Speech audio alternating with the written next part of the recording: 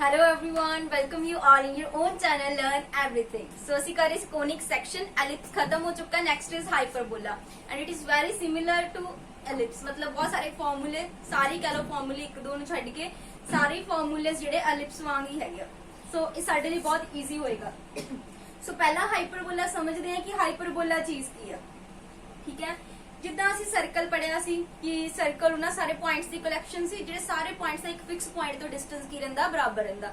Then ਪੈਰਾਬੋਲਾ study ਕੀਤਾ ਸੀ, ਉਹ ਉਹਨਾਂ ਪੁਆਇੰਟਸ ਦੀ ਕਲੈਕਸ਼ਨ ਸੀ ਜਿਨ੍ਹਾਂ ਪੁਆਇੰਟਸ ਦਾ ਇੱਕ ਫਿਕਸ ਪੁਆਇੰਟ ਤੋਂ ਤੇ ਇੱਕ ਫਿਕਸ ਲਾਈਨ ਤੋਂ ਡਿਸਟੈਂਸ ਜਿਹੜਾ ਇਕੁਅਲ ਰਹਿੰਦਾ. ਦੈਨ ਅਸੀਂ ਐਲਿਪਸ ਕੀਤਾ. ਐਲਿਪਸ ਦੇ ਵਿੱਚ ਕੀ ਸੀਗਾ ਕਿ ਉਹ ਇੱਕ ਫਿਕਸ ਪੁਆਇੰਟ ਤੋਂ ਤੇ ਇੱਕ ਫਿਕਸ ਲਾਈਨ ਤੋਂ ਜਿਹੜਾ ਡਿਸਟੈਂਸ ਆ, ਮਤਲਬ ਉਹ ਸਾਰੇ ਪੁਆਇੰਟਸ ਦੀ ਕਲੈਕਸ਼ਨ ਆ ਜਿਨ੍ਹਾਂ ਦਾ ਇੱਕ ਫਿਕਸ ਪੁਆਇੰਟ ਤੋਂ ਡਿਸਟੈਂਸ ਫਿਕਸ ਲਾਈਨ ਤੋਂ ਡਿਸਟੈਂਸ ਦੀ ਰੇਸ਼ੋ ਜਿਹੜੀ ਆ ਉਹ ਕਾਂਸਟੈਂਟ ਰਹਿੰਦੀ ਸੀ ਐਂਡ ਦੈਟ ਇਜ਼ ਆਲਵੇਜ਼ ਜਿਹਨੂੰ ਆਪਾਂ ਐਸੈਂਟ੍ਰਿਸਿਟੀ ਬੋਲਦੇ ਸੀ that is lies between 0 and 1, ਮਤਲਬ 1 ਤੋਂ ਲੈਸ ਹੁੰਦੀ ਸੀ. ਜਿਹੜਾ ਹੁਣ ਹਾਈਪਰਬੋਲਾ ਕਰਨ ਲੱਗਿਆ ਇਹ ਵੀ ਬਹੁਤ ਸਾਰੇ ਪੁਆਇੰਟਸ ਦੀ ਕਲੈਕਸ਼ਨ ਆ. ਮਤਲਬ ਜਿੱਦਾਂ ਹਾਈਪਰਬੋਲਾ ਕੁਝ ਅਸੀਂ ਇਸ ਤਰ੍ਹਾਂ ਡਰਾ ਕਰਦੇ ਆ. ਇੱਥੇ ਜਿੰਨੇ ਵੀ ਪੁਆਇੰਟਸ ਹੁੰਦੇ ਨੇ ਇਹ ਉਹਨਾਂ ਸਾਰੇ ਪੁਆਇੰਟਸ ਦੀ ਕਲੈਕਸ਼ਨ ਆ ਜਿਨ੍ਹਾਂ ਦਾ ਇੱਕ ਫਿਕਸ ਪੁਆਇੰਟ ਇੱਕ fix line, let's say this point S and this line L, ਉਹ ਪੁਆਇੰਟ ਤੋਂ ਡਿਸਟੈਂਸ ਤੇ ਉਸ ਲਾਈਨ ਤੋਂ ਡਿਸਟੈਂਸ ਮੈਂ ਇੱਥੇ ਪੁਆਇੰਟ S ਲੈ ਲਿਆ PS upon PM, ਇਹਦੀ ਜਿਹੜੀ ਰੇਸ਼ੋ ਆ ਕਾਂਸਟੈਂਟ ਰਹਿੰਦੀ ਹੈ ਸੇਮ ਲਾਈਕ ਉਹਦੇ ਵਾਂਗੂ. ਠੀਕ ਹੈ, ਐਲਿਪਸ ਵਾਂਗੂ. ਜਿਹਨੂੰ ਆਪਾਂ E ਐਸੈਂਟ੍ਰਿਸਿਟੀ ਬੋਲਦੇ ਆ. ਇਹਦੇ ਵਿੱਚ ਇੰਟਰਸਟਿੰਗ ਚੀਜ਼ ਕੀ ਹੈ ਕਿ ਜਿਹੜੀ ਐਸੈਂਟ੍ਰਿਸਿਟੀ ਇੱਥੇ ਗ੍ਰੇਟਰ ਦੈਨ ਕੀ ਹੁੰਦੀ 1, ਐਲਿਪਸ ਦੀ ਐਸੈਂਟ੍ਰਿਸਿਟੀ ਲੈਸ ਦੈਨ 1 ਸੀ, ਇਹਦੇ ਵਿੱਚ ਐਸੈਂਟ੍ਰਿਸਿਟੀ ਗ੍ਰੇਟਰ ਦੈਨ 1. ਡਾਇਰੈਕਟ ਪੁੱਛਿਆ ਜਾ ਸਕਦੀਆਂ ਇਦਾਂ ਦੀਆਂ ਚੀਜ਼ਾਂ ਕਿ ਕਿਹ ਚ ਐਸੈਂਟ੍ਰਿਸਿਟੀ ਕਿੰਨੀ ਹੁੰਦੀ ਹੈ. ਕਲੀਅਰ? ਸੋ ਇਹ ਤੁਹਾਡੇ ਲਈ ਫਰਸਟ ਪੁਆਇੰਟ ਆ. ਦੈਨ ਇਹ ਜਿਹੜਾ ਮੈਂ ਹਾਈਪਰਬੋਲਾ ਬਣਾਇਆ ਦਿਸ ਇਜ਼ ਹੌਰੀਜ਼ੌਂਟਲ ਹਾਈਪਰਬੋਲਾ.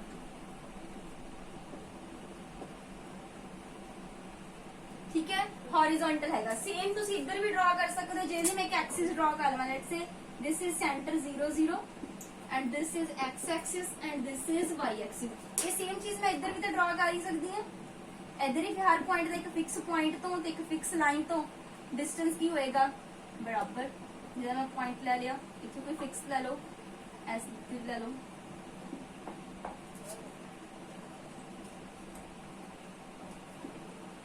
ਕਲੀਅਰ? ਸੋ ਇਦਾਂ ਤੁਸੀਂ ਜਿਹੜੇ ਮਰਜ਼ੀ ਪਾਸੇ ਡਰਾ ਕਰ ਲਓ. ਹੁਣ ਇਹਦੇ ਵਿੱਚ ਦੋ ਐਕਸਿਸ ਹੁੰਦੇ ਨੇ. ਇਹ ਵਾਲਾ ਐਕਸਿਸ ਇਹਨੂੰ ਆਪਾਂ ਬੋਲਦੇ ਹਾਂ ਟ੍ਰਾਂਸਵਰਸ ਐਕਸਿਸ. ਟ੍ਰਾਂਸਵਰਸ ਐਕਸਿਸ ਜਿਹੜੇ ਫੋਕਸ ਤੋਂ ਪਾਸ ਹੋ ਕੇ ਜਾਂਦੇ.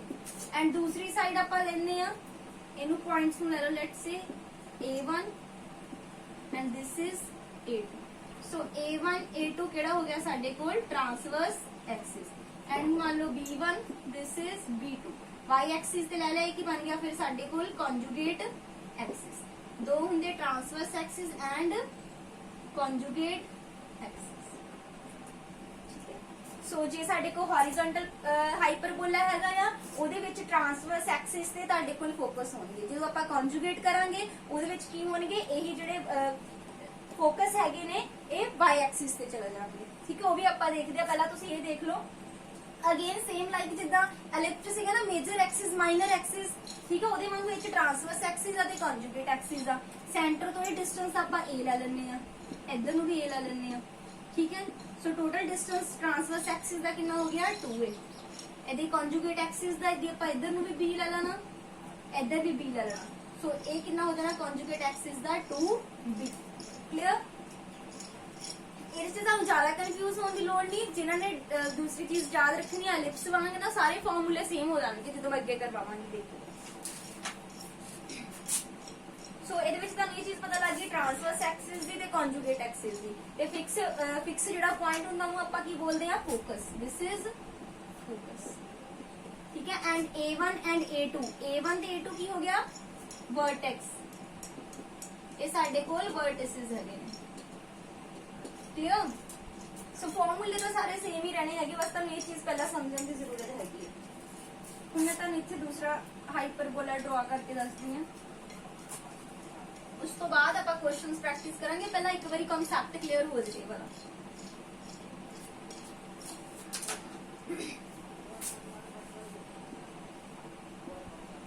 ਠੀਕ ਹੈ, let's say this is centre ਹੈਗੇ 0 0. ਪਹਿਲਾਂ ਆਪਾਂ ਸਟੈਂਡਰਡਾਈਜ਼ ਫਾਰਮ ਹੀ ਕਰਾਂਗੇ ਜਦੋਂ ਸੈਂਟਰ ਜਿਹੜੇ ਓਰੀਜਨ ਤੇ ਲਾਈ ਕਰਦੇ ਆ.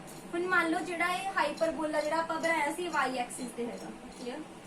ਜਿਹੜਾ x ਐਕਸਿਸ ਫਿਰ ਇੱਥੇ ਕੋਈ ਪੁਆਇੰਟ ਹੋਏਗਾ ਜਿਹਦਾ ਇੱਕ ਫਿਕਸ ਪੁਆਇੰਟ ਤੋਂ ਤੇ ਫਿਕਸ ਲਾਈਨ ਤੋਂ ਡਿਸਟੈਂਸ ਕੀ ਹੋਏਗਾ ਬਰਾਬਰ ਇਹ ਕੀ ਹੋ ਜਾਣਗੇ ਹੁਣ ਫੋਕਸ ਹੁਣ ਇਹ ਸਾਡੇ ਕੋਲ ਫੋਕਸ ਹੋ ਜਾਣਗੇ ਇੱਧਰ ਹੋਏਗਾ ਇਹ ਉਹ ਸਾਰੇ ਪੁਆਇੰਟਸ ਦੀ ਕਲੈਕਸ਼ਨ ਆ ਜਿਨ੍ਹਾਂ ਦਾ ਇੱਕ ਫਿਕਸ ਪੁਆਇੰਟ ਤੋਂ ਤੇ ਇੱਕ ਫਿਕਸ ਲਾਈਨ ਤੋਂ ਡਿਸਟੈਂਸ ਕੀ ਰਹੇਗਾ ਆਲਵੇਜ਼ ਸੇਮ ਕਲੀਅਰ ਇਹ xy ਕੋਈ ਪੁਆਇੰਟ ਹੈ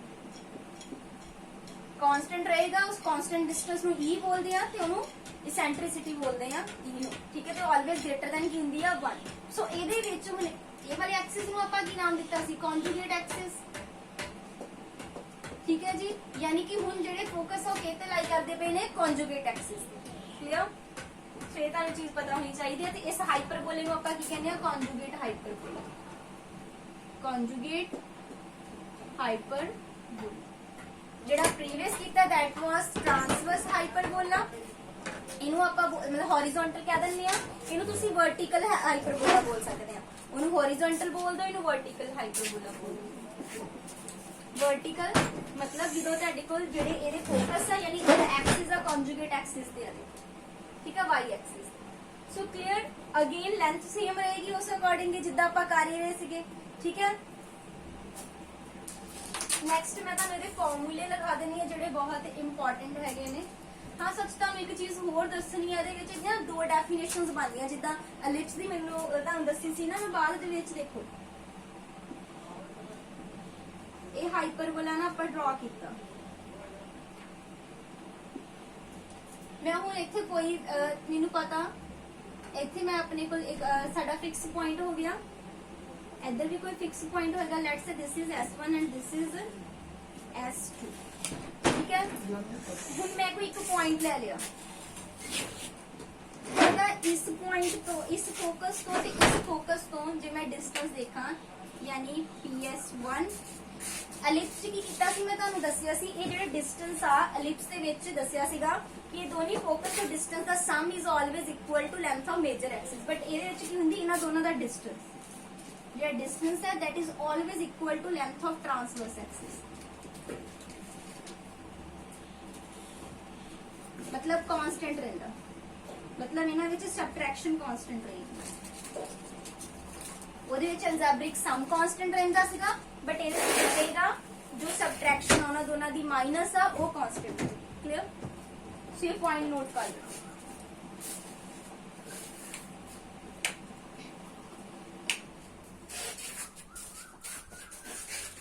नेक्स्ट ਆਪਾਂ ਇਹਦੇ ਫਾਰਮੂਲੇ ਕਰਦੇ ਆ ਪਹਿਲਾ ਹੈਗਾ ਸਾਡੇ ਕੋਲ ਹੌਰੀਜ਼ੌਂਟਲ ਹਾਈਪਰਬੋਲਾ ਠੀਕ ਹੈ HH ਲਿਖ ਰਹੀ ਮੈਂ ਇਹਨੂੰ ਇਹ ਵਰਟੀਕਲ ਹਾਈਪਰਬੋਲਾ ਠੀਕ ਹੈ ਸਭ ਤੋਂ ਪਹਿਲਾਂ ਗੱਲ ਕਰਦੇ ਆ ਸੈਂਟਰ ਦੀ ਸੈਂਟਰ ਦੋਨਾਂ ਦੇ ਕੀ ਰਹਿਣਗੇ 0 0 ਹੀ ਰਹਿਣਗੇ ਕਲੀਅਰ ਸੈਂਟਰ ਪਤਾ ਹੀ ਹੈ ਤੁਹਾਨੂੰ ਹਰ ਸਟੈਂਡਰਡ ਫਾਰਮ ਕਰ ਰਹੇ ਆ 0 0 ਰਹਿਣਗੇ ਹਾਂ ਇਕੁਏਸ਼ਨ ਦੋਨਾਂ ਦੀ ਇਕੁਏਸ਼ਨ ਰਹੇਗੀ ਇਹਦੀ ਇਕੁਏਸ਼ਨ ਹੁੰਦੀ ਹੈ x² a² y² b² 1 ਠੀਕ ਹੈ ਇਹਦੇ ਵਿੱਚ ਇਹਦੇ ਕੇਸ ਚ ਆਪਾਂ a ਦੀ ਰੱਖਾਂਗੇ ਇਹਨਾਂ ਨੂੰ ਸ਼ਿਫਟ ਕਰ ਦਾਂਗੇ y² a²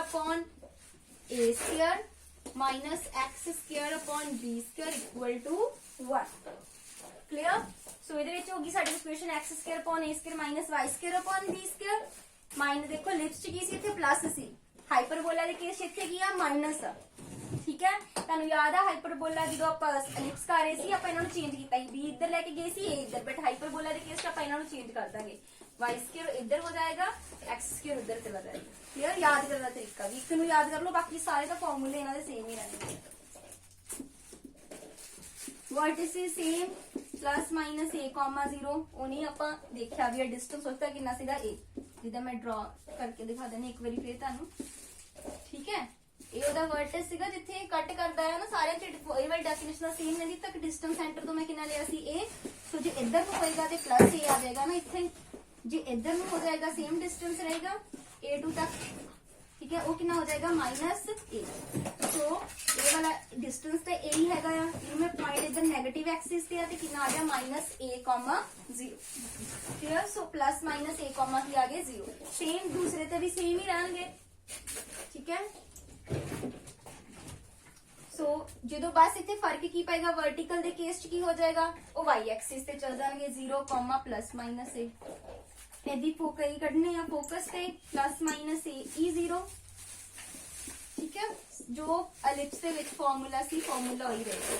ਇਹਦੀ ਡਾਇਰੈਕਟ੍ਰਿਕਸ ਦੀ equation x is equals to plus minus a upon e, same here x is ਇੱਥੇ y ਕੀ ਆ ਜਾਏਗੀ, y is equals to plus minus a upon e, clear। So next ਉਸ ਤੋਂ ਬਾਅਦ ਆਪਾਂ ਕੀ ਕਰਦੇ ਹੁੰਨੇ ਆ, ਹਾਂ ਇਹਦੇ ਵਿੱਚ ਸਾਡੇ ਕੋਲ ਟ੍ਰਾਂਸਵਰਸ ਐਕਸਿਸ ਤੇ ਕੰਜੂਗੇਟ ਐਕਸਿਸ ਹੈਗੀਆਂ ਨਾ।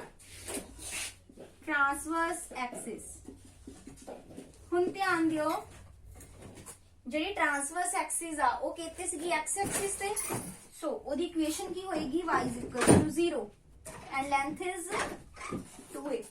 ਜੇ ਕੰਜੂਗੇਟ ਐਕਸਿਸ ਦੀ ਮੈਂ ਗੱਲ ਕਰਾਂ ਉਹ ਕਿਤੇ ਸੀ y ਐਕਸਿਸ ਤੇ, ਉੱਥੇ x ਕੀ ਹੋਏਗੀ 0 ਤੇ ਲੈਂਥ ਕੀ ਹੋ ਗਈ ਸਾਡੇ ਕੋਲ 2b। ਇਹਦੇ ਵਿੱਚ ਕਰੋਗੇ ਜਦੋਂ ਤੁਸੀਂ ਕਰੋਗੇ ਆਪਾਂ ਟ੍ਰਾਂਸਵਰਸ ਤੇ ਉਹਨੂੰ ਟ੍ਰਾਂਸਵਰਸ ਲੈ ਲੈਣਾ, ਦੂਸਰੇ ਨੂੰ ਕੀ ਲੈ ਲੈਣਾ ਕੰਜੂਗੇਟ, ਕਿਉਂਕਿ ਅਸੀਂ ਇੱਥੇ ਕੀ ਕੀਤਾ xy ਚੇਂਜ ਕਰ ਦਿੱਤੇ। So equation will be same. Transverse axis ਦੀ ਇਕੁਏਸ਼ਨ ਇੱਥੇ ਕੀ ਰਹੇਗੀ, y is equals to 0 and length is 2a, and conjugate axis ਲਈ x equal to 0 and length is 2b। ਇਹ ਚੀਜ਼ਾਂ ਨਹੀਂ ਚੇਂਜ ਕਰਨੀਆਂ, ਠੀਕ ਹੈ। ਇਹ ਚੀਜ਼ਾਂ ਜਿਹੜੀਆਂ ਤੁਹਾਡੇ ਕੋਲ ਸੇਮ ਰਹਿਣਗੀਆਂ, ਲੈਂਥ ਜਿਹੜੀ ਸੇਮ ਰਹੇਗੀ। ਹਾਂ ਐਕਸਿਸ ਦੀ ਇਕੁਏਸ਼ਨ ਤਾਂ ਚੇਂਜ ਹੋ ਜਾਏਗੀ ਨਾ, ਐਕਸਿਸ ਚੇਂਜ ਹੋ ਜਾਣਗੇ ਮਤਲਬ ਕਿ ਉਹ ਵਾਲੀ ਲੈਂਥ ਸੇਮ ਰਹੇਗੀ, ਐਕਸਿਸ ਚੇਂਜ ਹੋ ਗਏ ਮਤਲਬ ਇਹ x equal to 0 ਤੇ ਹੋ ਜਾਣਾ, ਇਹ y is equals to 0 ਤੇ ਹੋ ਜਾਣਾ। ਲੈਂਥ ਆਪਾਂ ਸੇਮ ਹੀ ਰੱਖਣੀ ਹੈ ਤਾਂ ਹੀ ਵਰਟਿਸਿਸ ਸੇਮ ਰਹੇ ਨਾ ਦੋਨੇ ਪਾਸੇ, ਠੀਕ ਹੈ। ਓਕੇ, ਕੰਜੂਗੇਟ ਐਕਸਿਸ ਦੀ ਹੋਗੀ, ਟ੍ਰਾਂਸਵਰਸ ਐਕਸਿਸ ਦੀ। ਉਸ ਤੋਂ ਬਾਅਦ ਲੈਂਥ ਆਫ ਲੇਟਸ ਰੈਕਟਮ, ਇੱਥੇ ਲਿਖ ਦਨੀ ਮੈਂ length of latus rectum always 2b square upon a। ਇੱਥੇ ਵੀ ਕੀ ਰਹੇਗਾ 2b square upon a, length same ਹੀ ਰਹਿਣੀ ਹੈ, ਠੀਕ ਹੈ। ਉਸ ਤੋਂ ਬਾਅਦ ਕੰਜੂਗੇਟ ਐਕਸਿਸ ਵੀ ਹੋ ਗਿਆ, ਟ੍ਰਾਂਸਵਰਸ ਐਕਸਿਸ, ਡਾਇਰੈਕਟ੍ਰਿਕਸ ਵੀ। ਲਾਸਟ ਅਸੀਂ ਫੋਕਲ ਡਿਸਟੈਂਸ ਲਿਖਦੇ ਹੁੰਨੇ ਆ, ਠੀਕ ਹੈ। ਫੋਕਲ ਡਿਸਟੈਂਸ ਕਿੰਨਾ ਆਏਗਾ ਸਾਡੇ ਕੋਲ, ਪਿਛਲੀ ਵਾਰੀ ਕੀ ਸੀਗਾ x plus minus ਹਾਂ a plus minus ex ਸੀਗਾ ਨਾ, ਬਟ ਇੱਥੇ ਆਏਗਾ ex plus minus a, ਤੇ ਇਹਦੇ ਕੇਸ ਚ ਆਏਗਾ ey plus minus a। ਸਾਰੇ ਫਾਰਮੂਲੇ ਸੇਮ ਰਹੇ, ਬਸ ਇਹਦੇ ਵਿੱਚ ਹੀ ਚੇਂਜ ਆਇਆ ਉਹ ਵੀ ਥੋੜਾ ਜਿਹਾ ਤੇ ਇੱਕ ਇਕੁਏਸ਼ਨ ਦੇ ਵਿੱਚ। ਸੋ ਇਹਨਾਂ ਨੂੰ ਨੋਟ ਡਾਊਨ ਕਰ ਲਓ, ਇੰਪੋਰਟੈਂਟ ਹੈਗੇ। ਉਸ ਤੋਂ ਬਾਅਦ ਅਸੀਂ ਅੱਗੇ ਸਮ ਕਰਦੇ ਹਾਂ।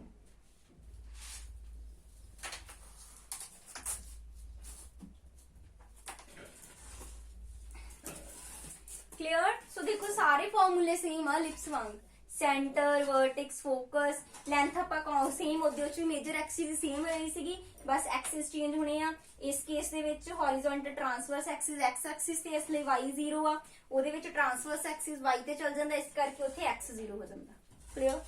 ਕੰਜੂਗੇਟ ਐਕਸਿਸ ਦੀ ਲੈਂਥ 2b ਰੱਖਣੀ ਆ, x 0 ਹੋ ਗਿਆ ਤੇ ਉਹਦੇ ਵਿੱਚ y 0 ਹੋ ਗਿਆ। x ਕਰਵਾਇਆ ਹੋਇਆ ਲਿਪਸ ਦੇ ਵਿੱਚ ਸੇਮ ਆ, ਤੁਹਾਨੂੰ ਹੁਣ ਆਣਾ ਚਾਹੀਦਾ ਹੈ, ਠੀਕ ਹੈ। ਸੋ ਹੁਣ ਅਸੀਂ ਸਮ ਦੇਖਦੇ ਹਾਂ।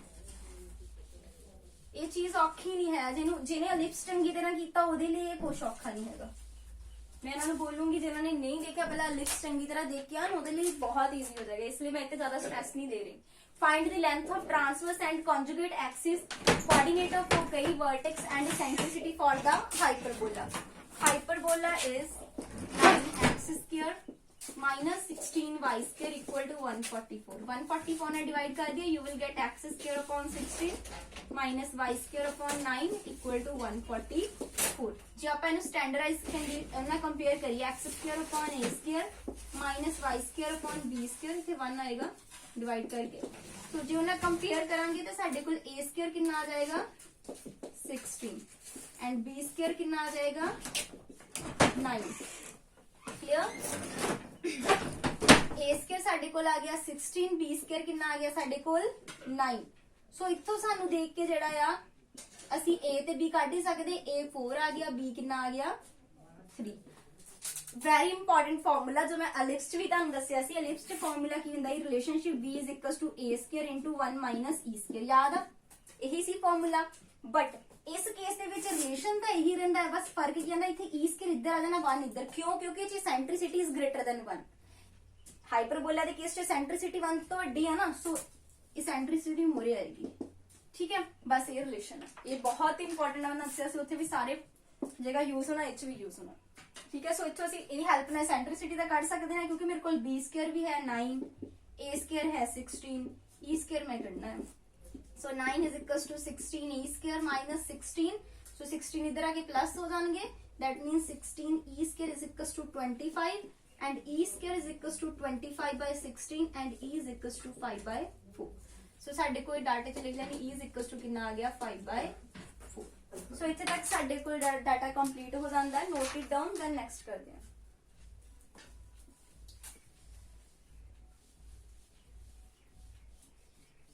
नेक्स्ट उन्होंने सानू इहदे विच पुछया की हैगा आ length of transverse axis. Transverse axis दी length is always 2a। Transverse जिहड़ा एक्सिस हैगा तुहाडे कोल ओदी लेंथ जिहड़ी always 2a, that is 2 into 4 that is 8 and इदी कॉन्जुगेट एक्सिस दी 2b that is 2 into 3 that is equal to 6। So ये कॉन्जुगेट एक्सिस ली हो गई, ठीक है, ये ट्रांसवर्स एक्सिस दी हो गई, कॉन्जुगेट एक्सिस दी हो गई। उस तो बाद उन्हें की पूछा कोऑर्डिनेट ऑफ फोकई। फोकई दे की हुंदे आ, ਆਪਾਂ फोकस पता करते हैं प्लस माइनस ए ई कॉमा 0, ठीक है, प्लस माइनस ए कितना साडे कोल 4 into ई कितना आया सी साडे कोल 5 by 4 comma 0, so that is plus minus 5 comma 0। Clear? Wait,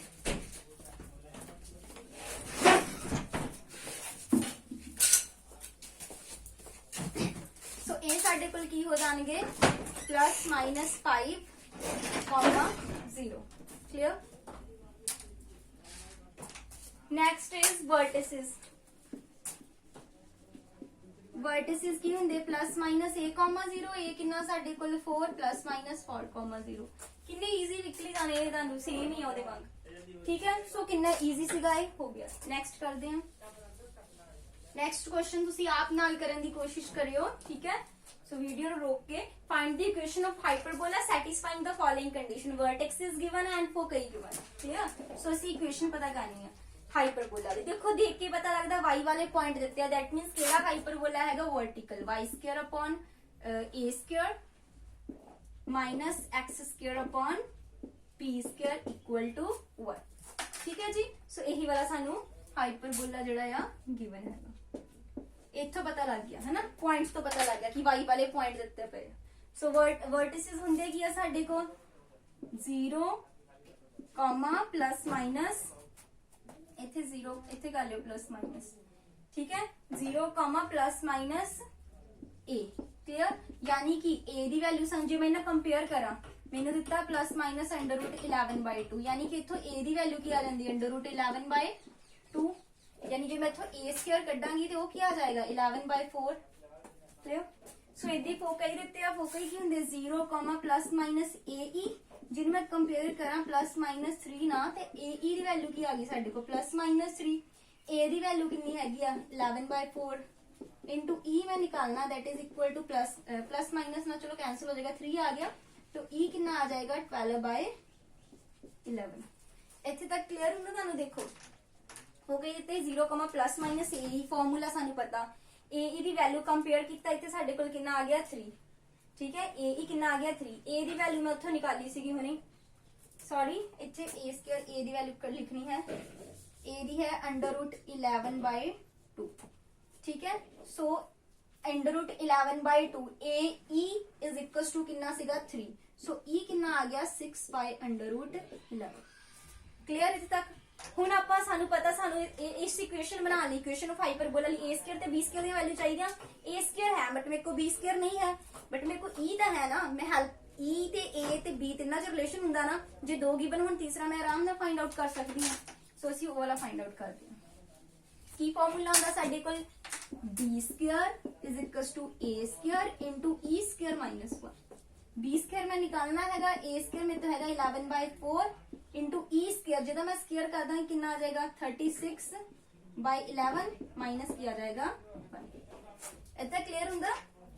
एदा मैं जो ई दा स्क्वायर कर दवांगी, क्योंकि इत्थे मेरे को ए ई सी, ए दी वैल्यू मैं √11/2 सी इंटू ई बराबर 3 सी, ई कितना आ गया सी 6/√11, ठीक है। सो इत्थे मैं ओदा स्क्वायर कर दिता, 6 6 36 ते अंडर ना स्क्वायर कैंसिल हो गया, 11/4 इंटू 36 माइनस 11/11।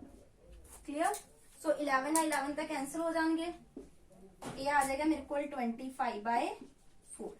यानी बी स्केयर कितना आ गया 25/4 पुट कर दियो बी स्केयर की वैल्यू कितनी आ गई 25/4 एंड ए स्केयर की कितनी आ गई 11/4 4 ऊपर चला जाएगा तो इक्वेशन की बन जाएगी 4y² 4x²। ਤੁਸੀਂ ਜਿੱਦਾਂ ਜਿੰਨਾ ਸੋਲਵ ਕਰਕੇ ਲਿਖਣਾ ਲਿਖ ਸਕਦੇ ਹੋ ਇੱਥੇ 11/4 ਵੀ ਰਹਿਣ ਦੇ ਸਕਦਾ ਠੀਕ ਹੈ ਜਿੰਨਾ ਤੁਸੀਂ ਜਿੱਦਾਂ ਇਹਨੂੰ ਇਲੈਬੋਰੇਟ ਕਰਕੇ ਲਿਖਣਾ ਲਿਖ ਸਕਦੇ ਆ ਕੋਈ ਪ੍ਰੋਬਲਮ ਨਹੀਂ ਹੈ ਠੀਕ ਆ ਤੁਸੀਂ ਇੱਥੇ 11/4 ਪੇਪਰ 'ਚ ਹੋ ਸਕਦਾ ਇਹਦੀ 11/4 ਰਹਿਣ ਦਿਓ ਇੱਥੇ 25/4 ਰਹਿਣ ਦਿਓ ਇੰਨੀ ਇਕੁਏਸ਼ਨ ਪੁੱਛ ਸਕਦਾ ਮਤਲਬ ਤੁਸੀਂ ਇਕੁਏਸ਼ਨ ਆਫ ਹਾਈਪਰਬੋਲਾ ਬਣਾਣੀ ਹੈ ਤੁਹਾਡੇ ਕੋਲ ਲਈ ਕੀ ਚਾਹੀਦੀ ਹੈ a² ਦੀ ਵੈਲਿਊ ਚਾਹੀਦੀ ਹੈ ਤੇ b² ਦੀ ਵੈਲਿਊ ਚਾਹੀਦੀ ਹੈ ਕਲੀਅਰ ਈਜ਼ੀ ਹੈਗਾ ਉਸ ਤੋਂ ਬਾਅਦ ਲਾਸਟ ਕੁਐਸਚਨ ਇਹਦਾ ਦੇਖਦੇ ਆ ਇਹ ਅਸੀਂ ਸੋਲਵ ਨਹੀਂ ਕਰਨਾ ਹੈਗਾ ਜਸਟ ਤੁਸੀਂ ਇਹ ਐਜ਼ ਇਟ ਇਜ਼ ਯਾਦ ਰੱਖਣਾ ਹੈਗਾ ਠੀਕ ਹੈ ਸੋਲਵ ਜੇ ਤੁਸੀਂ ਆਪ ਕਰਨਾ ਹੋਇਆ ਕਰ ਵੀ ਸਕਦੇ ਸੇਮ ਹੀ ਕਨਸੈਪਟ ਲੱਗਣਗੇ ਕਿ ਜੇ E and E' be the centricity of hyperbola and its conjugate मतलब E सेंट्रिसिटी हैगी हाइपरबोला दी ते ओदी कॉन्जुगेट दी हैगी E' दा रिलेशन हुंदा 1/e² + 1/e' ਇਹ ਬਹੁਤ ਜ਼ਿਆਦਾ ਇੰਪੋਰਟੈਂਟ ਰਿਲੇਸ਼ਨ ਆ ਤੇ ਆਲਰੇਡੀ ਮਾਸਟਰ ਗੇਡਰ ਚ ਪੁੱਛਿਆ ਵੀ ਗਿਆ ਕਿ ਇਹਦੇ ਡਾਇਰੈਕਟ ਰਿਲੇਸ਼ਨ ਜ਼ਿਆਦਾ ਨਹੀਂ ਹੈਗੇ ਥੋੜੇ ਬਹੁਤੇ ਹੁੰਦੇ ਡਾਇਰੈਕਟ ਰਿਲੇਸ਼ਨ ਗਿਵਨ ਉਹਨਾਂ ਚ ਕੁਐਸਚਨ ਜਿਹੜਾ ਆ ਜਾਂਦਾ ਸੋ ਇਗਨੋਰ ਨਹੀਂ ਕਰਨੇ ਹੈਗੇ ਸੋ ਇਹ ਰਿਲੇਸ਼ਨ ਹੈਗਾ ਆ ਇੱਕ ਹਾਈਪਰਬੋਲਾ ਦੀ ਸੈਂਟਰਿਸਿਟੀ ਤੇ ਉਹਦੇ ਕੌਨਜੂਗੇਟ ਦੀ ਜਿਹੜੀ ਸੈਂਟਰਿਸਿਟੀ ਹੋਣਾ ਵਿੱਚ ਅਦਰਵਾਈਜ਼ ਤੁਸੀਂ ਇਹ ਕਰਨਾ ਵੀ ਤੇ ਕਰ ਸਕਦੇ ਇੱਕ ਹਾਈਪਰਬੋਲਾ ਲੈ ਕੇ ਉਹਦੇ ਕੌਨਜੂਗੇਟ ਲੈ ਲਓ e² ਦਾ ਫਾਰਮੂਲਾ ਜੋ b² = e² ਵਾਲਾ ਤੁਸੀਂ ਇੱਥੇ ਕੰਪੇਅਰ ਕਰਕੇ ਵੀ ਕਰ ਸਕਦੇ ਬਟ ਤੁਸੀਂ ਡਾਇਰੈਕਟ ਰਿਲੇਸ਼ਨ ਯਾਦ ਰੱਖਣਾ ਬਹੁਤ ਜ਼ਿਆਦਾ ਇੰਪੋਰਟੈਂਟ ਹੈਗਾ ਪੁੱਛਿਆ ਵੀ ਗਿਆ ਹੈ ਮਾਸਟਰ ਗੇਡਰ ਚ ਕਲੀਅਰ ਸੋ ਇਹ ਸੀਗਾ ਹਾਈਪਰਬੋਲਾ ਬਾਰੇ ਇੱਕ ਵੀਡੀਓ ਅਸੀਂ ਹੋਰ ਕਰਾਂਗੇ ਜਿਹਦੇ ਵਿੱਚ ਮੈਂ ਤੁਹਾਨੂੰ ਕੁਐਸਚਨ ਕਰਵਾਵਾਂਗੀ ਹੋਰ ਉਹ ਵੀ ਐਲਿਪਸ ਵਾਂਗੂ ਹੀ ਸੋਲਵ ਹੋਣਗੇ ਜਿੱਦਾਂ ਆਪਾਂ ਸਟੈਂਡਰਡਾਈਜ਼ਡ ਫਾਰਮ ਤੋਂ ਜਦੋਂ ਰੀਜਨ ਹੋਰ ਕਿਤੇ ਸ਼ਿਫਟ ਹੁੰਦੇ ਉਹ ਵਾਲਾ ਠੀਕ ਹੈ ਮਤਲਬ ਸੈਂਟਰ ਤੋਂ ਸ਼ਿਫਟ ਹੋ ਜਾਂਦੇ ਆ ਜਿਹੜੇ ਸੈਂਟਰ ਆ ਮਤਲਬ ਕਿ origin ਤੇ ਨਹੀਂ ਹੁੰਦੇ ਉਹ ਸ਼ਿਫਟ ਹੋ ਜਾਣਗੇ ਉਹ ਵਾਲੇ ਸਮ ਕਰਾਂਗੇ ਸੇਮ ਬਾਕੀ ਫਾਰਮੂਲੇ ਸਾਰਾ ਕੁਝ ਸੇਮ ਆ ਸੋ ਮੈਨੂੰ ਲੱਗਦਾ ਕਿ ਤੁਹਾਨੂੰ ਇਹ ਡਿਫਿਕਲਟ ਨਹੀਂ ਲੱਗਣਾ ਚਾਹੀਦਾ ਕਿ ਕਿਉਂਕਿ ਐਲਿਪਸ ਵਾਂਗੇ ਠੀਕ ਹੈ ਸੋ ਇਹਨਾਂ ਸਾਰੇ ਕੁਐਸਚਨਸ ਨੂੰ ਕਰ ਲੈਣਾ ਜੇ ਤੁਹਾਨੂੰ ਵੀਡੀਓ ਪਸੰਦ ਆਈ ਲਾਈਕ ਐਂਡ ਕਮੈਂਟ ਜ਼ਰੂਰ ਕਰੋ thanks for watching the video